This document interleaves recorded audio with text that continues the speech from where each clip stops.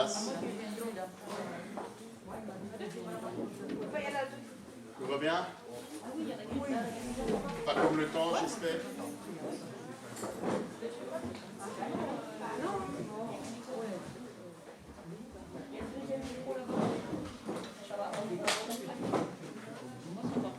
Oh, merci pour ton aide. Tu sais,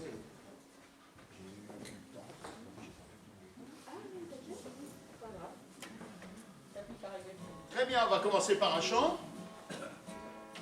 Et puisqu'on est venu pour ça, bon, on va le dire dans le chant, offrons au Seigneur notre reconnaissance. C'est ce que vous avez dans le cœur?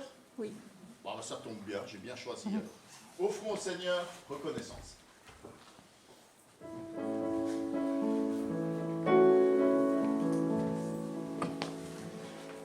Offrons au Seigneur reconnaissance, son amour durera jamais, car il est bon et tout le tour, son amour durera jamais. Chantons,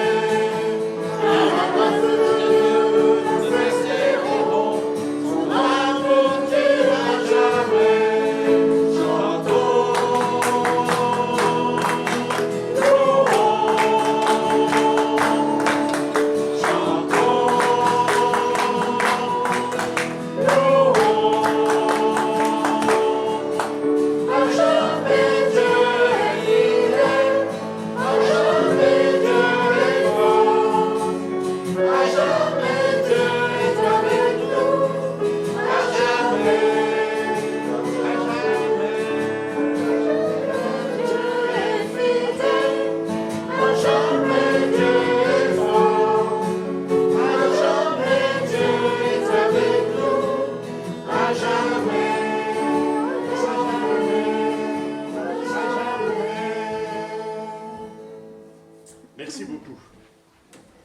Voilà, cette animation de culte s'est préparée un peu tardivement.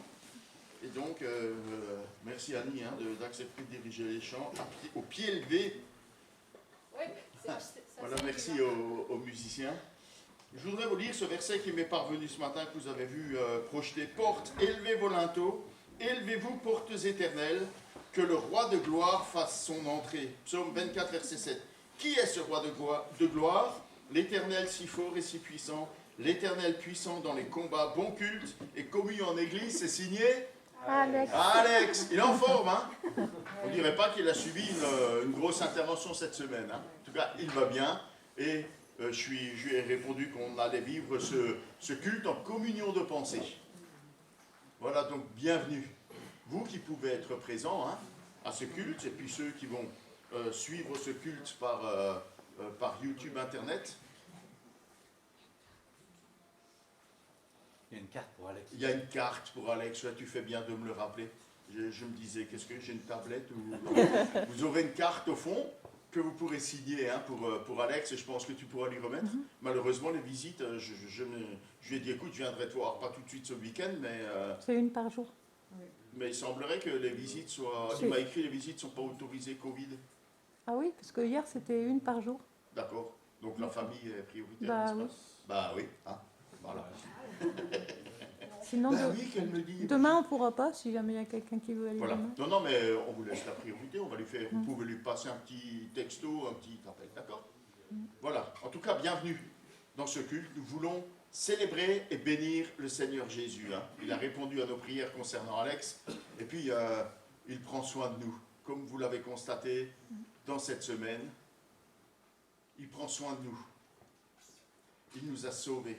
Il nous a rachetés, il nous a arrachés à nos ténèbres et à nos angoisses pour nous donner une destinée, une vie éternelle, pour placer dans notre cœur l'espérance, la joie, la paix, l'amour du Christ. C'est ce que nous voulons célébrer ce matin. On va démarrer ce culte par la prière et j'ai demandé à Joseph, tu veux bien être notre porte-parole pour nous introduire auprès du Seigneur dans ce culte. Notre Dieu, notre Père, c'est avec en effet reconnaissance et action de grâce que ensemble nous nous tenons dans ta présence, uniquement à cause du précieux sang qui a coulé du corps meurtri de Jésus, ton Fils que tu as livré à la mort pour nos offenses. Tu l'as ressuscité afin que nous soyons déclarés justes devant toi. Merci de nous avoir réconciliés avec toi, de nous avoir justifiés et de nous avoir donné le Saint-Esprit que Jésus a envoyé, afin que ensemble, d'un même cœur, d'une même foi, d'un même esprit, nous puissions célébrer ton saint nom. Nous sommes unis avec nos frères et sœurs sur toute la surface de la terre. Ceux qui se sont assemblés avant nous, ceux qui le font avec nous et ceux qui le feront après nous. Nous voulons également, Seigneur, te remercier pour ta bonne main sur tous nos frères et sœurs qui sont dans la peine, la douleur, et particulièrement notre frère Alex, que tu as soutenu. Merci d'avoir guidé la main des chirurgiens et merci de nous donner, Seigneur, d'élever nos cœurs vers toi ce matin. Nous te prions, Seigneur, de conduire ce temps pour toi, sous l'inspiration de ton esprit, l'esprit de vérité, l'esprit d'amour, que tu accordes à toutes les personnes, Seigneur, nos frères et sœurs qui dirigent ce temps pour toi, et particulièrement notre frère qui apportera la parole, afin que ta parole de vie nous structure pour que nous soyons conformés à l'image de Jésus-Christ, et au milieu de nous, par le Saint-Esprit, règne l'amour, la vérité, pour la gloire de ton Saint nom. Amen. Amen. Merci, Joseph. On va chanter ensemble. Voici Noël. Ah, il y a un faux. Vous avez remarqué que c'est bientôt Noël. Est-ce que ça a échappé à quelqu'un? Non, à personne. Bon, alors on peut chanter Voici Noël. Ça vient. C'est devant nous. Je vous expliquerai pourquoi on chante ce chant maintenant. Si vous ne voulez pas le chanter, bah restez simplement assis. Avec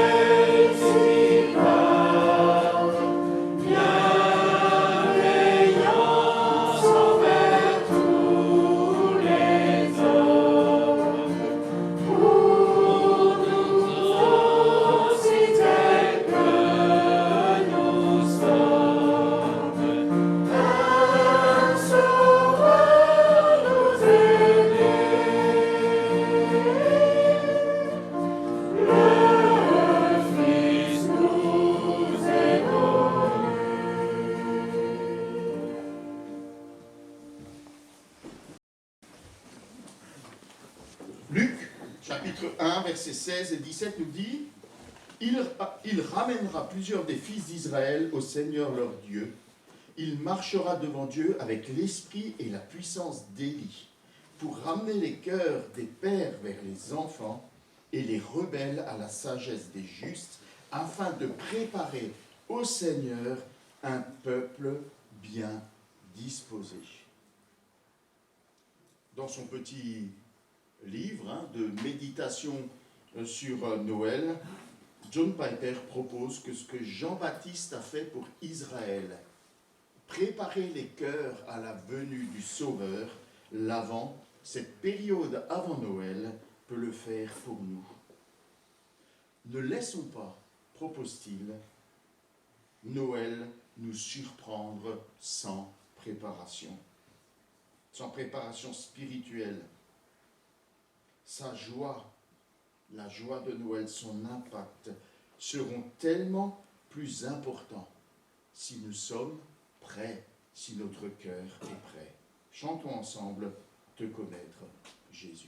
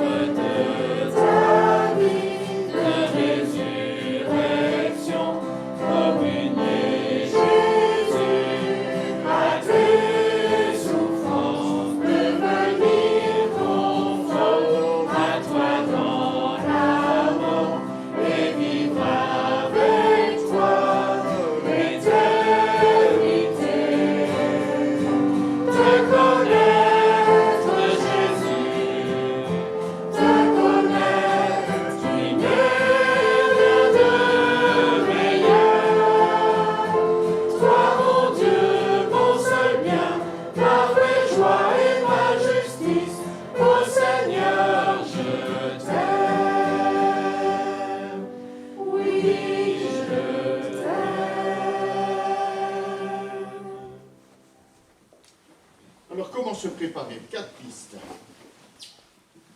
D'abord, nous propose John Piper, méditer sur le fait que nous avons besoin d'un sauveur. Noël, c'est d'abord une condamnation avant que ça ne devienne un délice.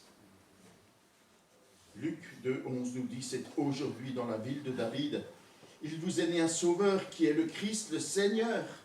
Et si tu n'as pas besoin d'un sauveur, alors tu n'as pas besoin de Noël. Noël n'aura pas l'effet escompté tant que nous ne ressentons pas désespérément le besoin d'un sauveur. Laissez cette période de l'Avent vous aider à éveiller en vous ce sentiment de besoin pour le Sauveur. Chantons ensemble au mystère infini.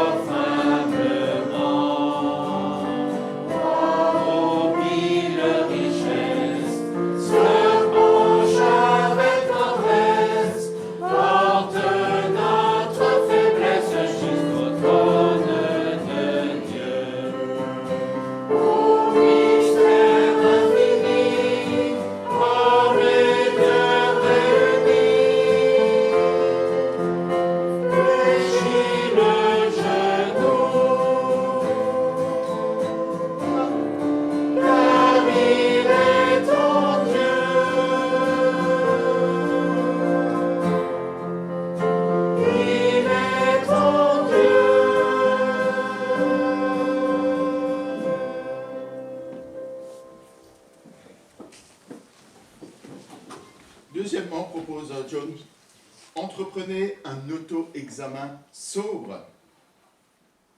La période de l'Avent est à Noël, ce que la période du Carême est à Pâques. Un temps d'auto-examen. Psaume 139, versets 23 et 24 nous dit « Sonde-moi, ô Dieu, et connais mon cœur, éprouve-moi, et connais mes pensées. Regarde si je suis sur une mauvaise voie, et conduis-moi sur la voie de l'éternité. » Alors que chaque cœur lui prépare de la place en faisant un ménage intérieur. Ô Jésus, sois le centre de ma vie. C'est ce que nous voulons chanter.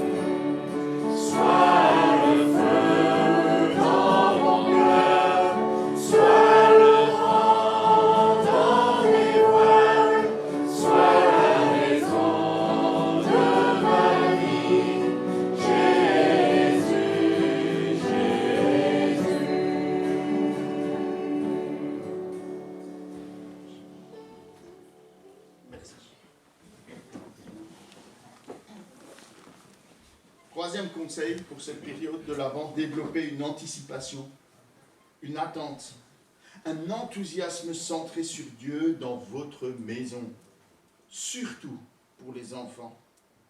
Si vous êtes emballés par Christ, ils le seront aussi. Si vous ne pouvez rendre Noël passionnant qu'avec des choses matérielles, comment vos enfants auront-ils soif de Dieu? Faites preuve d'imagination pour rendre visible aux enfants l'émerveillement de l'arrivée du roi. Et on va chanter un chant destiné aux enfants. Qu'est-ce que j'ai écrit sur la paille fraîche? C'est ça? Ah, c'est pas ça que je pensais. Il est connu? Non. Oui, parce que je pensais à « Il est né le divin enfant », je ne sais pas pourquoi j'ai écrit sur la paille fraîche. Mais allons-y pour la paille fraîche, ça va? Sur la paille fraîche? Où il est né le divin enfant? Sur la paille fraîche. Sur la paille fraîche. C'est une erreur. Je suis surpris moi-même de mon erreur. Mais c'est un bon chant pour les enfants. Il est destiné aux enfants.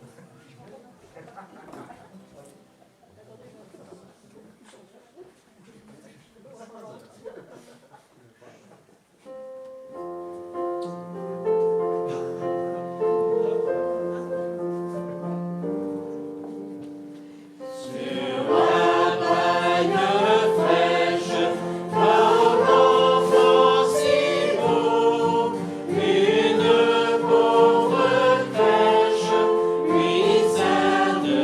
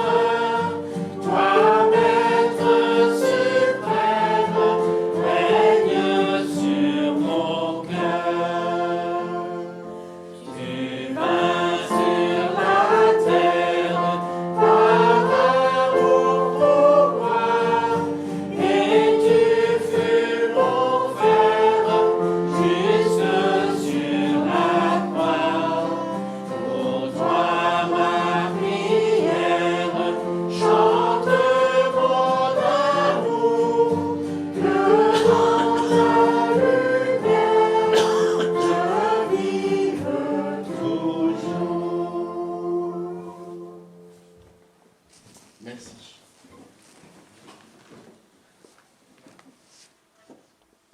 Et enfin, quatrième, c'est en 4 points ce matin, c'est exceptionnel. Demeurez assidûment dans les Écritures. Mémorisez les passages les plus importants de la Bible. Jérémie 23, 29 dit « Ma parole n'est-elle pas comme un feu, dit l'Éternel, comme un marteau qui brise le roc. Rassemblez-vous autour du feu de cette parole en cette saison de l'Avent. Il est chaud, il scintille des couleurs de la grâce, il guérit de 1000 blessures. Il est la lumière qui luit dans les ténèbres sombres. » Je vous invite à chanter « Tu es merveilleux ».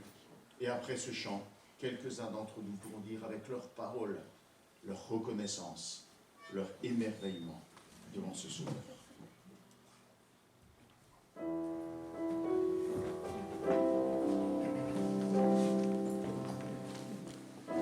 Nul n'est comme toi, Dieu puissant éternel.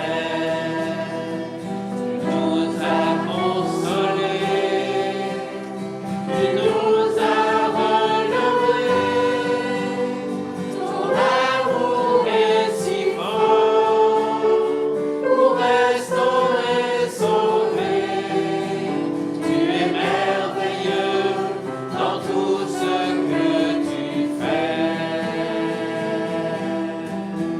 Tu es merveilleux dans tout ce que tu fais.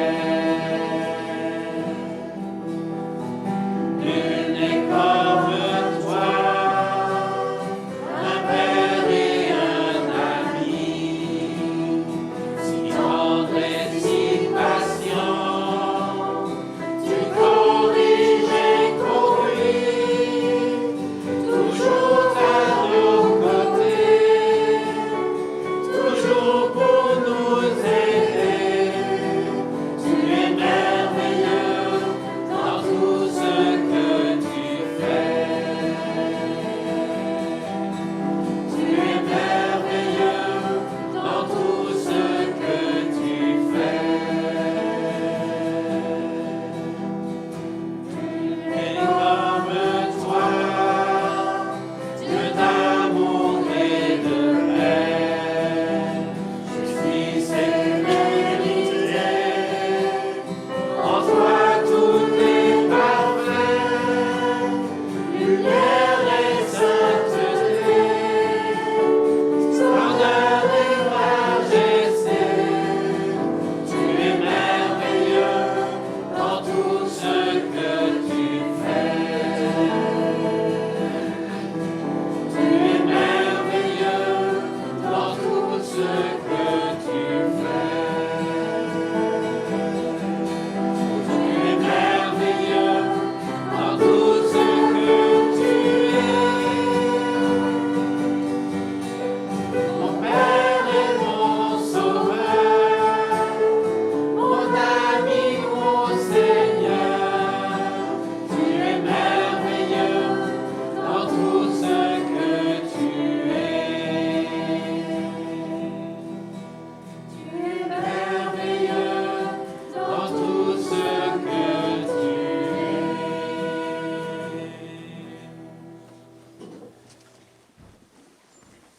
Oui, merci Seigneur Jésus d'être pour nous un Sauveur merveilleux.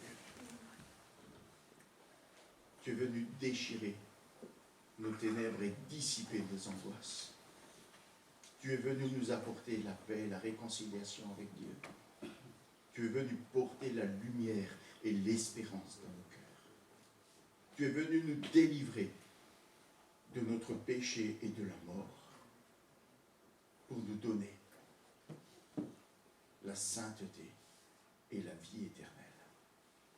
Ensemble ce matin, nous t'apportons notre reconnaissance. Nous t'apportons notre adoration. Nous t'apportons notre amour. Amen. Et dans la reconnaissance, l'adoration, on va chanter ensemble merci pour la croix. Jésus est né dans une crèche. Il est mort sur la croix par amour pour nous. Parce qu'il nous aime. Parce que nous avons de la valeur pour lui. désirait que nous fassions partie de sa famille, de son peuple. Et après ce chant, je laisse la place à Paul qui va nous conduire dans le temps de célébration de la scène. Merci Paul.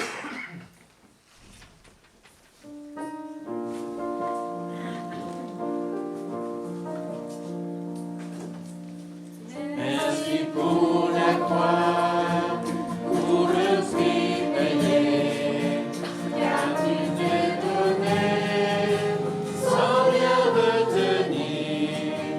Précieux Jésus, précieux Jésus, ils sont pardonnés nos nombreux péchés, couverts par ton sang. Ils sont oubliés. Merci au Jésus, merci au Jésus. Par mon amour, tout mon cœur, Seigneur, je ne comprendrai jamais pourquoi tu m'aimes. Tu es mon bonheur, ma suprême joie. Mais voici le plus grand miracle à mes yeux, c'est que je fais ta joie. C'est pour nous guérir que tu as souffert. Tu as pris nos peurs, donné ton amour. Précieux Jésus, précieux Jésus. Tout est accompli, tu as triomphé, tu peux nous sauver si parfaitement. Merci au Jésus, merci au Jésus. À toi mon amour, tout mon cœur Seigneur, je ne comprendrai jamais pourquoi tu m'aimes. Tu es mon bonheur, ma suprême joie. Mais voici le plus grand miracle à mes yeux, c'est que je fais ta joie. À toi mon amour, tout mon cœur Seigneur, je ne comprendrai jamais pourquoi tu m'aimes. Tu es mon bonheur, ma suprême joie. Mais voici le plus grand miracle à mes yeux, c'est que je fais ta joie.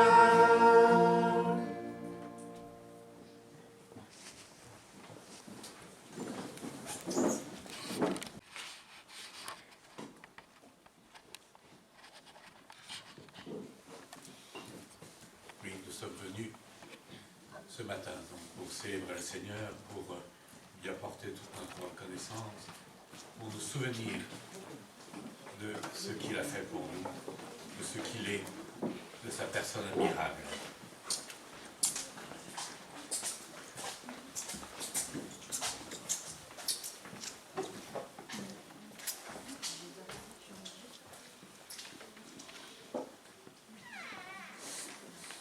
Et c'est pour cela donc que nous allons prendre ce repas qui est pour nous donc le moment le plus important de notre culte. Et il m'est revenu donc un passage de la Bible qui décrit si bien ce qu'est notre Seigneur. Je vous propose donc de lire quelques versets dans Apocalypse au chapitre 5. Je vis dans la droite de celui qui était assis sur le trône un livre, écrit au-dedans et sur le revers, scellé de 7 sceaux. Je vis un ange puissant, proclamant à haute voix, qui est digne d'ouvrir le livre et d'en rompre les sceaux, et personne, ni dans le ciel, ni sur la terre, ni au-dessous de la terre, ne pouvait ouvrir le livre, ni le regarder. Et moi je pleurais fort, parce que nul n'était trouvé digne d'ouvrir le livre, ni de le regarder. Et l'un des anciens me dit, ne pleure pas, voici.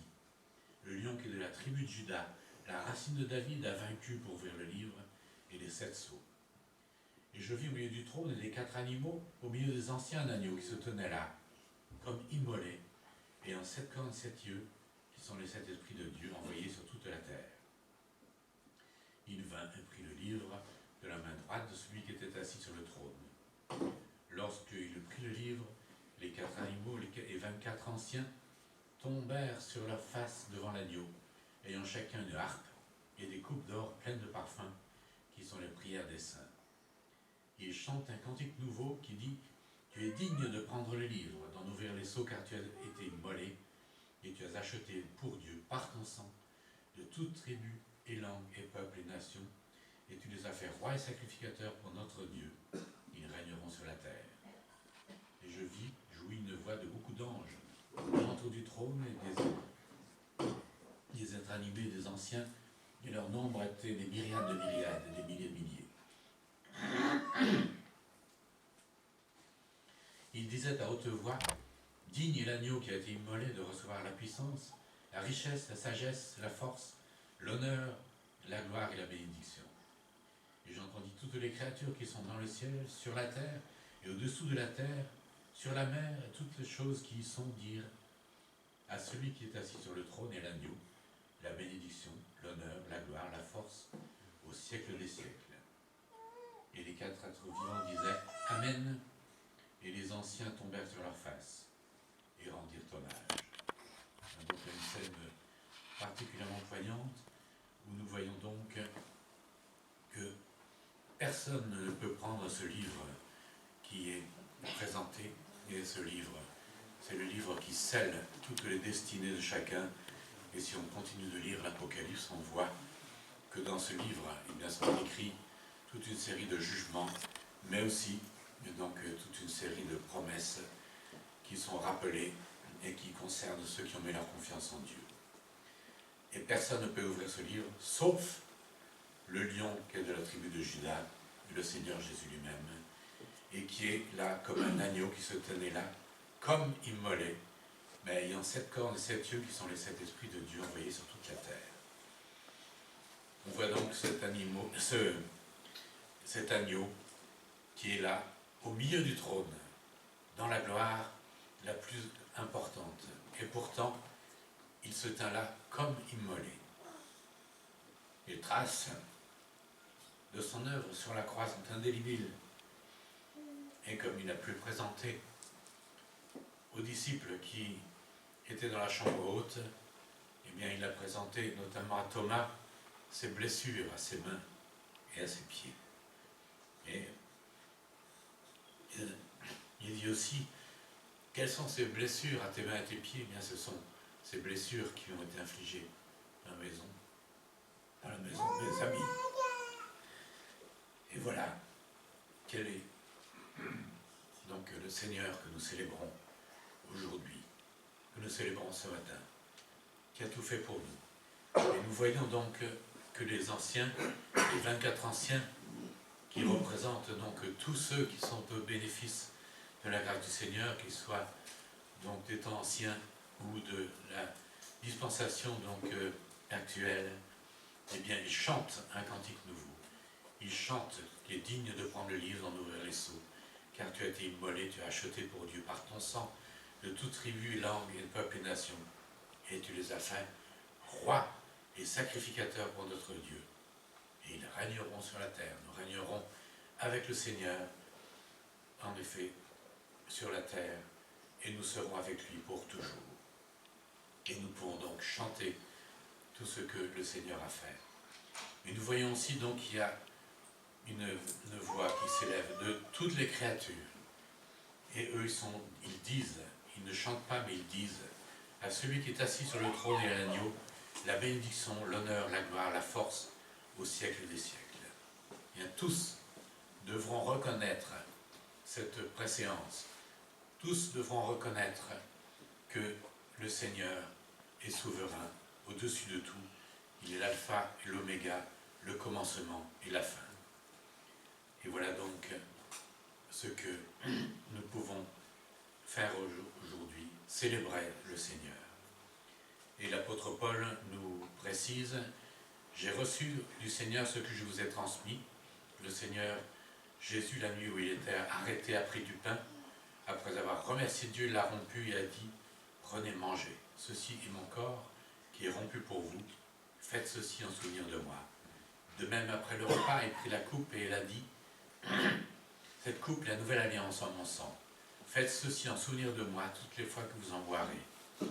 En effet, toutes les fois que vous mangez ce pain et que vous buvez cette coupe, vous annoncez la mort du Seigneur jusqu'à ce qu'il vienne. Et voilà donc ce que le Seigneur nous a laissé, ce repas qui nous permet de nous souvenir de ce que le Seigneur a fait. Lui qui donc n'a pas regardé comme quelque chose donc à prendre de force que d'être égal à Dieu, mais s'est anéanti lui-même. Et en Ésaïe 53, il est précisé donc, voilà pourquoi je lui donnerai une part avec les grands, avec ces gens nombreux, il partagera le butin avec les forts, avec la multitude, parce qu'il s'est dépouillé lui-même jusqu'à la mort. Il s'est laissé compter parmi les malfaiteurs, car il a pris sur lui les fautes d'un grand nombre. Il a intercédé en faveur des coupables. Voilà donc ce Seigneur merveilleux, ce Seigneur si grand, que je propose donc de célébrer encore ce matin en nous souvenant de lui par ce repas, tout simple, ce pain qui nous rappelle ce corps qui a été brisé pour nous et ce fruit de la vigne qui représente ce sang qui a été versé pour nous.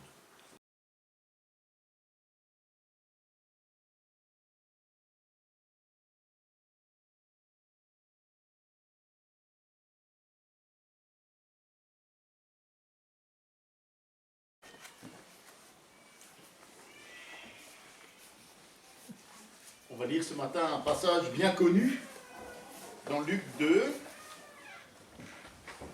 des versets 8 à 20. Et comme la coutume est maintenant bien établie, je vais solliciter un lecteur ou une lectrice. Tout à l'heure, après l'introduction, ça vous laisse le temps de trouver le passage, de trouver le courage d'avancer jusqu'ici pour faire la lecture publique. Mais avant ça, j'ai une question à vous poser. Qu'est-ce que vous attendez? Qu'est-ce que vous attendez réellement? En fait, au fond de vous. Qu'est-ce que vous attendez de la fête de Noël qui se prépare?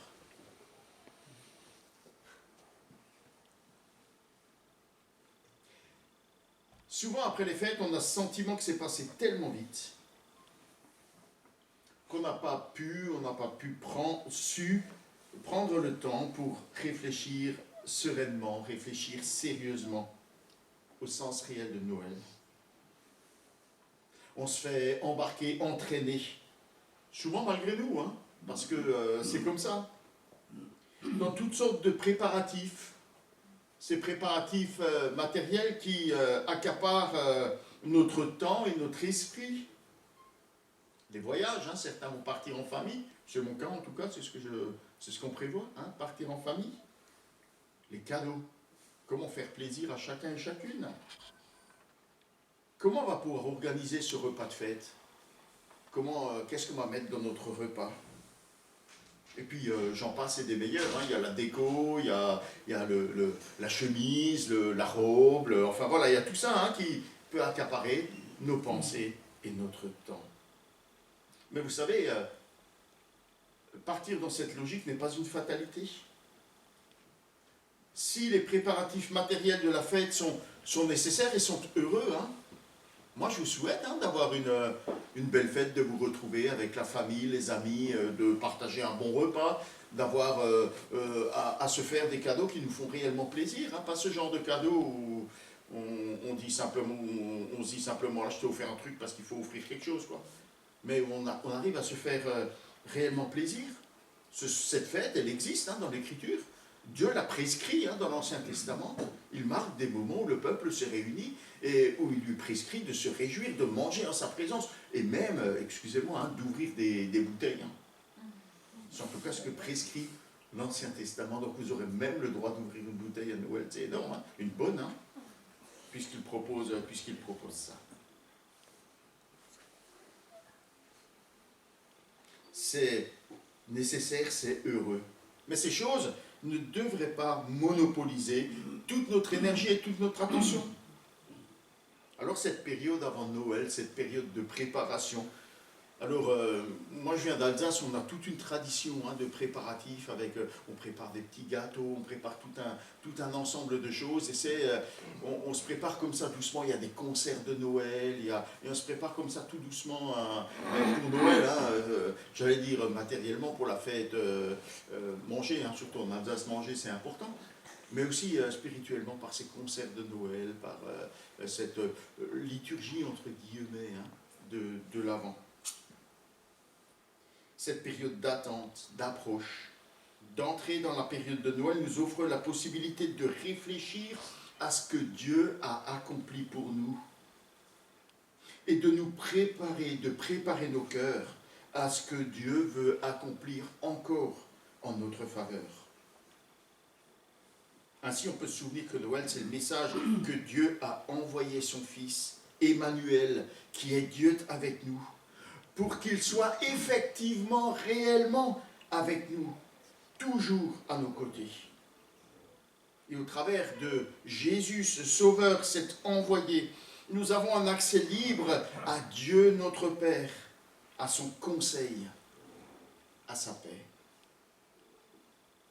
Comme les Israélites attendaient avec impatience l'accomplissement des prophéties messianiques de l'Ancien Testament, nous aussi nous attendons. Et qu'attendons-nous? Pas seulement la fête de Noël, nous attendons le retour en gloire de notre Sauveur, le Seigneur Jésus-Christ. Alors cette période de préparation de Noël, cette période qu'on appelle l'Avent, elle est propice à l'exploration des thèmes de l'espérance ou de l'espoir, de la paix, de la joie et de l'amour. Et ce matin, j'aimerais vous parler de l'espérance. Alors faisons lecture de ce texte dans Luc, chapitre 2. Oui, viens, approche-toi. Merci beaucoup. Regarde, on va trouver un micro. Un micro, tu peux te mettre... ici, tu as encore quelque chose à lui proposer pour que tu sais respecter toutes les règles. C'est jusqu'où? Alors, on va lire du verset 8 au verset 20. Luc 2, 8 à 20. Voilà, passage bien connu, vous allez le reconnaître tout de suite à la première phrase. Tu peux... oui, il faut tourner le micro vers toi, ouais, voilà. Voilà, avec la moitié du... Voilà. Il y avait dans cette même contrée des bergers qui passaient dans les champs les veilles de la nuit pour garder leurs troupeaux. Et voici, un ange du Seigneur leur apparut, et la gloire du Seigneur resplendit autour d'eux. Ils furent saisis d'une grande frayeur. Mais l'ange leur dit, « Ne craignez point, car je vous annonce une bonne nouvelle qui sera pour tout le peuple le sujet d'une grande joie. C'est aujourd'hui, dans la ville de David, il vous est né un sauveur qui est le Christ, le Seigneur. Et voici à quel signe vous le reconnaîtrez. Vous trouverez un enfant emmailloté et couché dans une crèche. » Et soudain, il se joignit à l'ange une multitude de l'armée céleste, louant Dieu et disant « Gloire à Dieu dans les lieux très hauts, paix sur la terre et bienveillance envers les hommes. » Lorsque les anges les eurent quittés pour retourner au ciel, les bergers se dirent les uns aux autres « Allons jusqu'à Bethléem et voyons ce qui est arrivé, ce que le Seigneur nous a fait connaître. » Ils allèrent en hâte et ils trouvèrent Marie et Joseph et le petit enfant couché dans la crèche. Après l'avoir vu, ils racontèrent ce qui leur avait été dit au sujet de ce petit enfant. Tous ceux qui les entendirent furent dans l'étonnement de ce que leur disaient les bergers.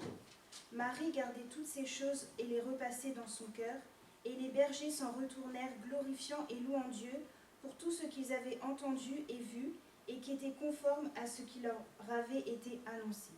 Merci beaucoup.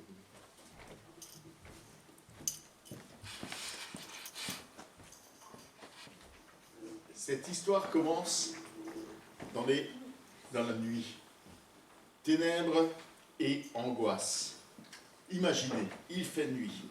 Aucune lumière, tout est calme. Les bergers sont dans les champs avec leurs moutons. Et soudainement, sans crier gare, une armée d'anges apparaît et proclame qu'après 400 années d'attente, l'espoir du monde est enfin arrivé sous la forme d'un bébé, un bébé qui se prénomme Emmanuel, Dieu avec nous.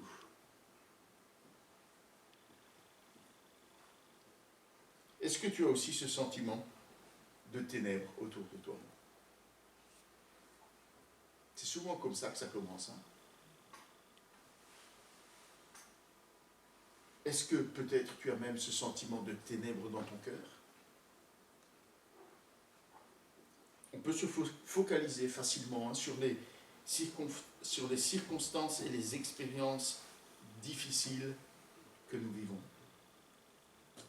sur les défis insurmontables que nous rencontrons, que nous avons rencontrés dans cette année écoulée. On a l'impression qu'après une courte éclaircie, le ciel s'assombrit à nouveau autour de nous.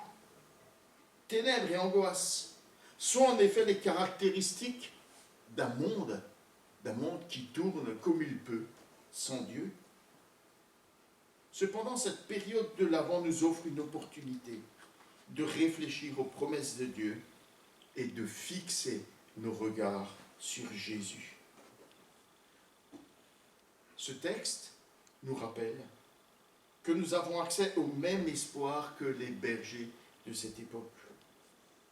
Nous pouvons avoir la certitude que le Dieu de l'univers s'intéresse à nous, à chacun, à chacune d'entre nous. Il nous voit, il nous entend, il connaît nos pleurs, il connaît nos souffrances, il désire guérir nos cœurs. Peu importe combien les ténèbres peuvent paraître sombres, combien ces ténèbres peuvent être effrayantes autour de nous, nous pouvons avoir l'assurance que les promesses faites par Dieu et qui sont écrites dans sa parole restent valables et qu'elles vont s'accomplir. Prenons le temps de nous arrêter. Que signifie pour nous la fidélité de Dieu alors que nous entrons dans cette saison marquée par l'espoir? Alors que nous nous approchons de Noël, prenons un temps pour nous remémorer tout ce que Dieu a fait dans nos vies durant cette année. Ce qu'il a fait en faveur de nos familles, ce qu'il a fait en faveur de notre communauté. Rien que ce matin, on a rappelé la fidélité de Dieu envers Alex. On était réjouis de ces bonnes nouvelles. Et on est tellement impatients de le revoir avec nous, avec la basse à côté de Denis. Et de l'entendre à nouveau, nous conduire, soit dans l'animation, soit dans la scène ou dans la prédication. Nous pouvons nous tourner vers Dieu, car notre espoir est en lui, pas dans les circonstances, et encore moins dans une quelconque personne de ce monde. Soyez-en certains, votre espoir ne sera pas trompé, parce que nous avons auprès de Dieu l'assurance qu'il réalise ses promesses. Alors que le Seigneur nous aide à reconnaître et à apprécier ses actions, et qu'en cette période, il prépare nos cœurs à l'accomplissement de ses promesses en notre faveur, parce qu'il a encore des promesses en réserve pour nous, des promesses qu'il désire accomplir. Et ce qui est extraordinaire, c'est que ces bergers qui sont réunis là dans la nuit, d'un seul coup, ils vont voir la promesse de Dieu s'accomplir. J'allais dire, sous leurs yeux. La lumière perce les ténèbres de manière subite, inattendue. Dans la nuit et le froid, la lumière resplendit et le joyeux message est annoncé avec éclat, avec joie par les anges. Ces messagers qui viennent de la part de Dieu. Dieu se souvient des hommes pour leur donner un sauveur. C'est le Messie, ce Messie promis et tant attendu. Voilà enfin le libérateur. C'est le Seigneur, celui qui a toute puissance, celui qui a toute autorité, au-dessus de tout ce qui peut être nommé puissance et autorité dans ce monde, qu'il soit visible ou invisible. Sa puissance est tellement grande qu'il peut se permettre de venir sous la forme d'un d'un nouveau-né, d'un bébé. Et il vient pour défier les puissants terrestres et les puissances spirituelles. Mais ne vous y trompez pas. Malgré son aspect fragile et ses origines modestes, et vous avez certainement déjà entendu ces personnes s'apitoyer sur ce pauvre petit Jésus dans sa crèche. Vous n'avez jamais entendu ça? Pauvre petit Jésus. Malgré cet aspect fragile, malgré ses origines modestes, rien ni personne ne pourra s'opposer à lui. Même le sacrifice sur la croix est librement consenti de sa part. Il témoigne. L'Esprit du Seigneur repose sur moi, parce qu'il m'a désigné par l'onction pour annoncer une bonne nouvelle aux pauvres. Il m'a envoyé pour proclamer aux captifs la libération, aux aveugles le recouvrement de la vue, pour apporter la délivrance aux opprimés et proclamer une année de grâce accordée par le Seigneur. Voilà ce qu'il est venu accomplir. Et voilà que dans le cœur de ces bergers, l'espoir renaît. Allons voir ce qui nous a été annoncé. Ils courent pour voir de leurs yeux l'accomplissement de cette merveilleuse promesse. Et là, devant la crèche, devant Jésus, ils sont émerveillés. Ils sont émerveillés par ce qu'ils voient et leur cœur en est transformé. Ils repartent dans la reconnaissance et dans la joie, en glorifiant et en louant Dieu pour ce qu'ils ont vu. Je ne sais pas si vous avez déjà vu un concert d'anges dans la nuit. Les bergers ont eu ce privilège et ils ont vu de leurs yeux la promesse de Dieu s'accomplir. Le Sauveur, le Messie, le Seigneur dans la crèche. Alors oui, Dieu s'occupe des petits et des faibles. À qui sont ces personnes à qui Dieu donne la primeur de cette merveilleuse nouvelle? Ce ne sont pas des leaders, ce ne sont pas des décideurs, ce ne sont pas les chefs du peuple, ce ne sont pas des grands de ce monde. Ce sont les plus petits, des personnes humbles et fragiles. Et c'est une constante dans la Bible. On voit que Dieu révèle ses messages les plus importants aux personnes les plus faibles, les plus fragiles, les plus déconsidérées, souvent dans la société. Les bergers étaient méprisés, ils étaient tenus à l'écart. On se méfiait d'eux.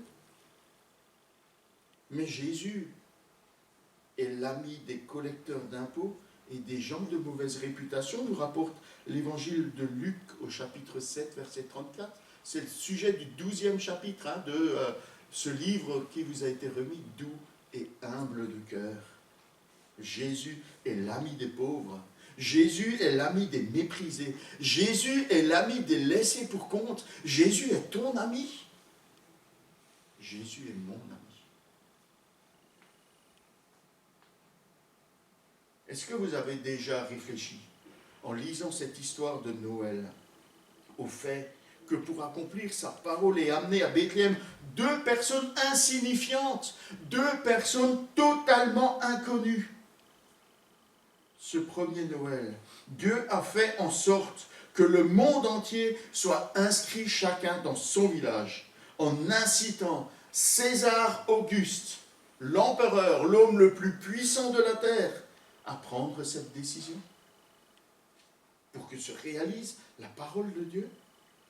Un décret pour le monde entier afin de déplacer 2 personnes de 112 km précisément. Enfin, j'espère que la route faisait cette distance-là à cette époque. Est-ce que tu t'es déjà senti comme moi, petit et insignifiant dans ce monde? On est maintenant 7 milliards d'habitants, où toute l'actualité a pour sujet tout ce qui est grand, les grands mouvements politiques, les grands mouvements économiques, les grands mouvements sociaux, n'a pour sujet que des personnes exceptionnelles, qui ont un retentissement mondial, qui ont beaucoup de pouvoir ou beaucoup de prestige. Mais t'es qui, toi? Je suis qui, moi? Qui s'intéresse? Qui s'occupe de moi? Qui va prendre soin de moi? Si c'est le cas, ne te laisse pas décourager et ne te laisse pas rendre malheureux par ce constat. Parce que si tu lis l'Écriture, tu verras qu'il est implicite que toutes les colossales forces politiques et tous les grands complexes industriels, sans même le savoir, sont sous le contrôle de Dieu. Non pour leur propre intérêt, c'est ce qu'ils croient, mais pour celui du petit peuple de Dieu. Ne crains pas, petit troupeau, dit Jésus. On a l'air insignifiant, comme la petite Marie et le petit Joseph, qui doivent se rendre de Nazareth à Bethléem. Alors Dieu dirige un empire pour accomplir sa parole et pour bénir ses enfants. Et c'est ce qu'il fait toujours. C'est un grand Dieu, un Dieu grand pour les petits, les personnes insignifiantes, des personnes comme toi et moi. C'est pourquoi nous avons de grandes raisons de nous réjouir, parce que à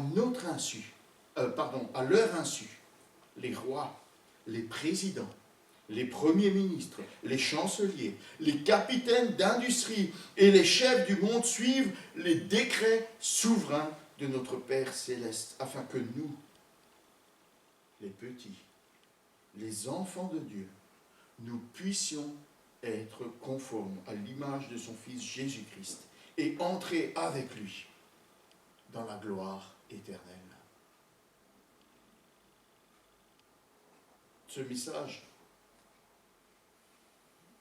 le message qui nous est apporté par ce récit de Noël, c'est l'espérance de voir les ténèbres et les angoisses dissipées pour toujours. Voici ce qu'annonçait le prophète Ésaïe en relation avec la venue du Sauveur. Il dit, Ésaïe, à partir du chapitre 8, verset 23 jusqu'au chapitre 9, verset 5, « Mais les ténèbres ne régneront pas toujours sur la terre où il y a maintenant des angoisses. Si le passé a réduit à peu de choses le pays de Zabulon et le pays de Nephtali, l'avenir donnera de la gloire à la route de la mer, à l'autre côté du Jourdain, au territoire des nations. Le peuple qui marche dans les ténèbres a vu une grande lumière.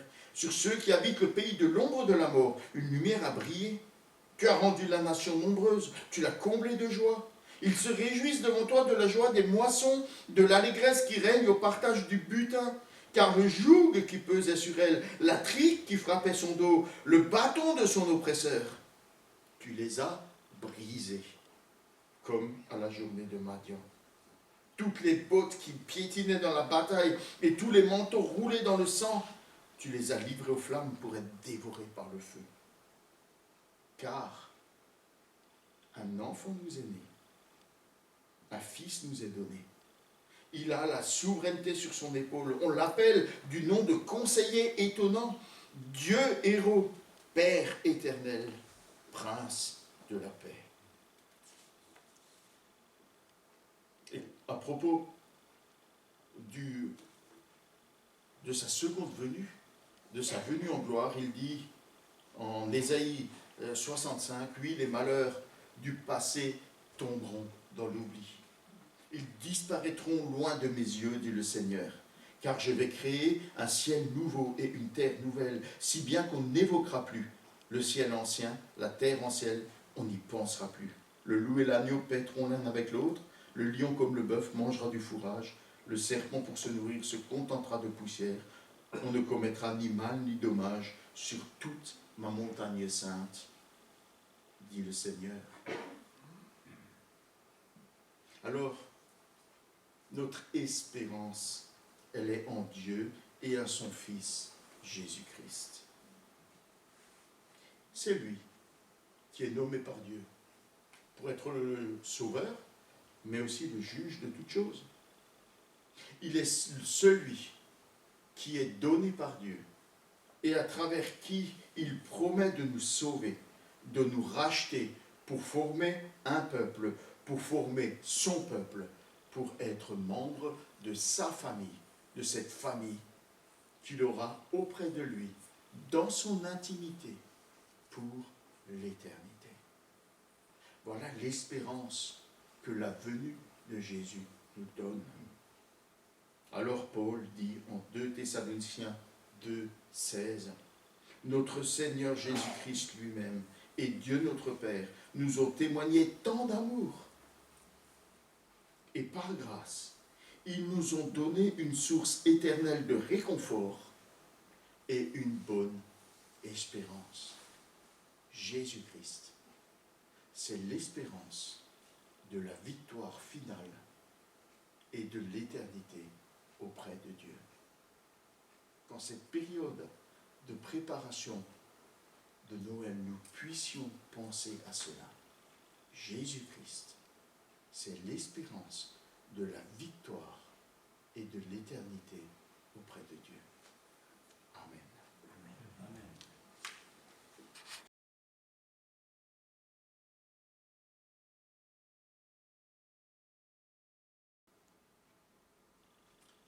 On va passer aux annonces.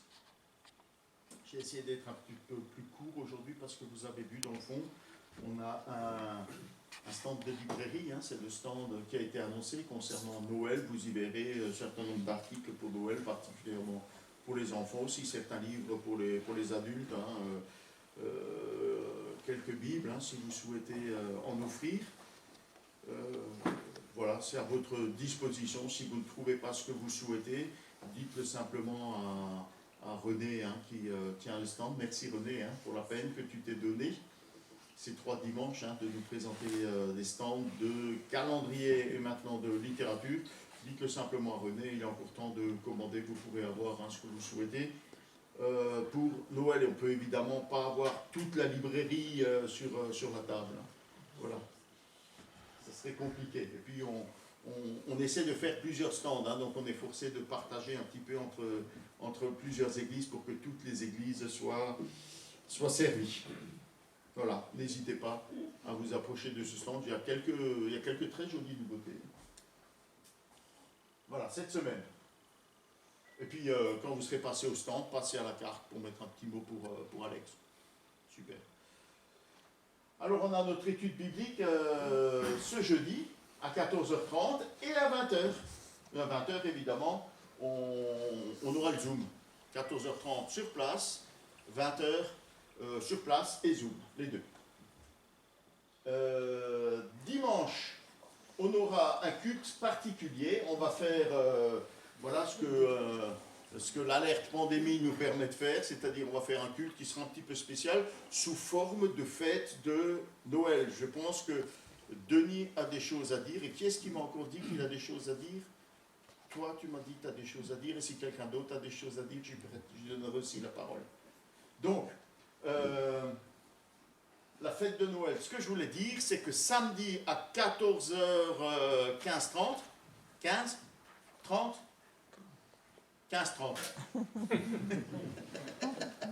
il y a la répétition pour les jeunes, c'est ça? Hein? C'est ça. Il y a les jeunes pour la répétition ce samedi. Et donc, Denis, je te cède la parole pour... C'était par rapport du fait que Ruth n'était pas être là, elle disait que samedi, donc à 14h15. 15h30. Elle l'a dit à tout le monde. Dit de le rappeler. D'accord, ok, merci Denis pour ton rappel. Sinon, elle a bien fait, hein, parce que, oublieux comme je suis. J'ai eu Daniel hier soir. Oui. Donc, bien sûr, vous voyez, il n'est pas là, mais des chaleureuses pensées fraternelles pour chacun de nous ce matin. Ouais, ouais. Et il aurait aimé être là, mais du fait des complications qu'il a fait. Oui, bien sûr. Voilà. Mais bon, il pensait bien à nous, comme Alex. De qui tu parles, Denis? De Daniel Donné. Daniel Donné, oui. Voilà, donc voilà ce qu'il y a à dire pour cette semaine. Est-ce qu'il y a autre chose dans le planning? Vas-y, déroule un peu. Non, c'est tout. Allez, je te cède la parole, Brigitte. Parce que vous avez vu que ce n'est pas le seul événement qu'il y a dans le fond. Vas-y. d'abord vous remercier pour les prières qui ont vraiment. Alex s'est vraiment senti porté par les prières. Et comme disait Joseph, les mains du chirurgien étaient conduites par Dieu. Donc tout s'est bien passé, même le chirurgien, quand il est venu le voir dans la chambre, il a fait comme ça. C'était très bien passé, même au niveau des douleurs, les infirmières sont étonnées qu'il ressent rien. Donc je voulais vous remercier et puis remercier le Seigneur pour tout ça. Et voilà, je voulais vous reparler un petit peu du portant là, qui est en bas, l'exposition photo, parce que je ne sais pas si ça avait été bien compris. En fait, les photos sont en vente au profit du CEL. Je ne sais pas si tout le monde connaît le CEL, c'est un organisme qui soutient l'Afrique souvent, et là c'est pour des projets de développement en Afrique particulièrement, qui est très touché, surtout le Burkina Faso avec les sécheresses, la guerre, tout ça, enfin beaucoup de choses difficiles à vivre qu'ils ont. Et en fait, l'exposition photo, les photos qui sont exposées, s'il y a une photo qui vous intéresse en fait, vous prenez le petit numéro qui est écrit sur le cadre et vous faites un chèque donc de 10 €, c'est 10 € la photo, à l'ordre du CEL. Et après, la semaine prochaine, je vous ramènerai la photo simplement qui vous sera remise en fonction de celle que vous demandez. Voilà. Donc c'est au profit du CEL. Merci pour eux. Alors, merci Brigitte pour cet effort en faveur de ces personnes dans le besoin. Est-ce qu'il y a d'autres nouvelles à partager?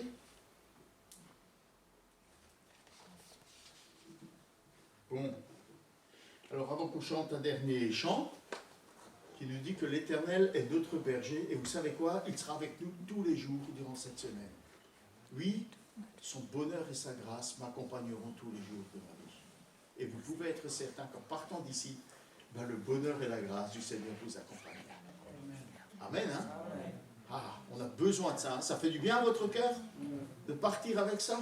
On va le chanter tout à l'heure, mais avant ça, on va encore remercier ensemble le Seigneur et nous recommander à sa grâce et surtout recommander nos amis, hein, Alex, Daniel et d'autres qui souffrent dans leur chair ou dans leur cœur. C'est-à-dire, on est tellement reconnaissant que tu nous as réunis ce matin. C'est ta grâce. Ta grâce qui s'est manifestée dans notre vie pour faire de nous tes enfants. Ta lumière a brillé dans nos cœurs et nous a attirés à toi. Et tu nous as accueillis à bras ouverts. Merci pour ton amour. Merci pour ton accueil. Merci d'avoir fait de nous tes enfants. Et merci pour la liberté de nous réunir ce matin et de pouvoir ensemble te bénir et célébrer ton nom. Personne n'est plus important pour nous que toi. Toi, notre Sauveur. Toi, notre Seigneur. Toi qui es venu à notre rencontre. Et toi qui as promis de revenir nous chercher pour nous prendre avec toi. Oh, combien il me tarde. Combien nous avons ce désir d'être pour toujours avec toi. Merci pour ces moments privilégiés aussi de communion fraternelle. On te remercie et on te bénit. Et ensemble, on voudrait te remettre aussi, hein, les frères et sœurs qui sont habituellement au milieu de nous et qui n'ont pas pu l'être ce matin pour diverses raisons. Tu sais, ceux qui souffrent dans leur chair. On pense à Alex, hein, tu bénis et tu lui accordes un prompt rétablissement. On pense à Daniel, hein, qui a été empêché par ses soucis de santé. Pose ta bonne main sur lui pour lui accorder la guérison. On pense à Philippe, qui lui aussi, hein, est éloigné de nous à cause de sa santé défaillante. Et bien d'autres. Hein. Je pense à Régine. Je pense à... Oh là là, le prénom m'échappe. Mais Seigneur Jésus, toi, tu les connais. Tu les aimes. Tu prends soin d'eux. Tu prends soin aussi de ceux qui ont de la détresse dans le cœur. Ceux qui sont découragés, affaiblis. Peut-être qui sont tombés cette semaine et qui n'ont pas eu la force de venir jusqu'à nous. Tu vas vers eux pour les encourager, les bénir, pour manifester dans leur cœur combien tu les aimes et combien tu veux venir à leur secours pour les relever, les fortifier, les encourager, les bénir. Nous tous, nous invoquons ta bénédiction sur nous et sur nos familles. Nous avons tellement besoin de toi. Oh, sois avec nous tous les jours, comme tu l'as été ce matin. Merci, Seigneur notre Dieu. Encore, avant de nous quitter, nous voulons célébrer ta gloire. Nous voulons t'apporter la louange et l'adoration. Béni sois-tu, ô Dieu notre Père. Béni soit Jésus-Christ notre Sauveur. Béni soit l'Esprit qu'il a versé dans nos cœurs. Amen. Amen. Chantons ensemble, l'Éternel est mon berger.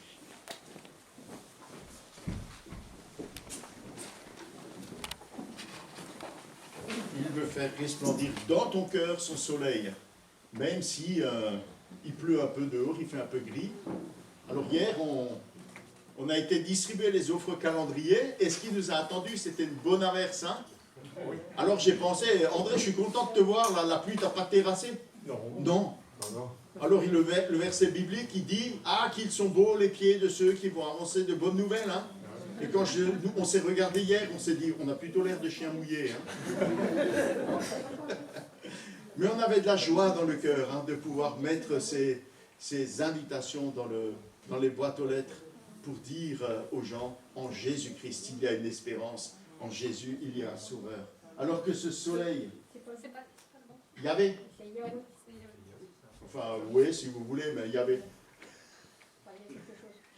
voilà. C'est le, je vais te le dire. 970, ouais, je l'ai noté, j'ai tourné la page déjà. 970. Voilà. Que le soleil de Jésus resplendisse dans nos cœurs durant cette semaine.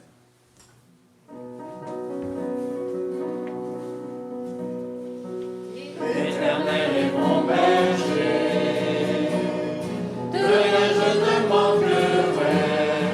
Oh mon âme, chante mon âme.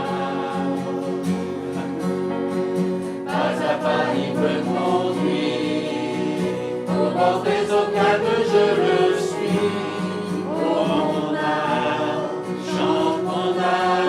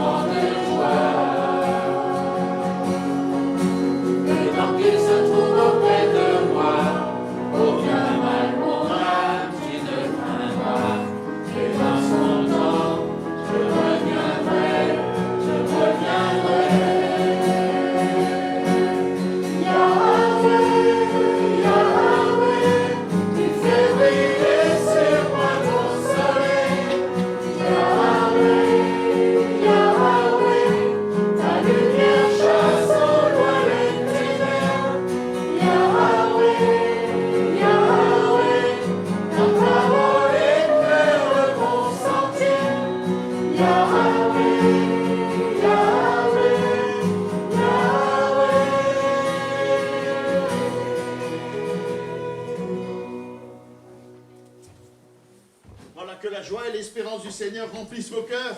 Bon dimanche, bonne semaine.